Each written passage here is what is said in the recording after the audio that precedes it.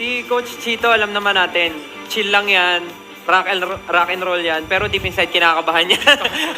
Kinakabahan niya. Alala ko yung mga panahon na pinag-aagawan pa namin kayo eh. Sabi ko ngayon, swerte ni Coach Chito, talagang meron siyang something na unique sa team niya. Talagang nagko-complement kayo together. Gustong-gusto ko pag nagsasabay.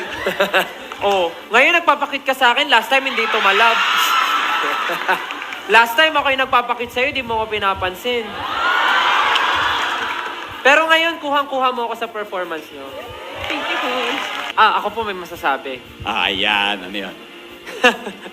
Ano bida-bida? Sobrang bida-bida. Ako meron. Sobrang... ito yung literal na binuhay nyo ang katawang lupa ko. Okay. Kanina, bago kayo magsimula, nakasandal po ako eh. Tapos nung kumanta kayo, talagang hindi na po ako napabalik sa pagkakasandal. Chris, talagang ikaw yung addition, ikaw yung cherry on the top eh.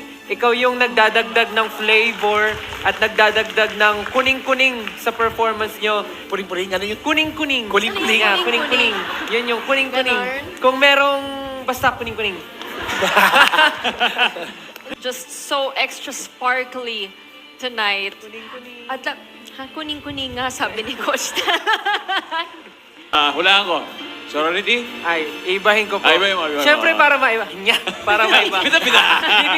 Bida-bida ako eh. Hindi, actually, mahirap po talaga mamili, pero bibigay ko to kay Chris and Cha. Chris. Sa totoo lang po, bukod sa kinakabahan, mas excited akong ipagyabang ang Team Stelbound. Yan!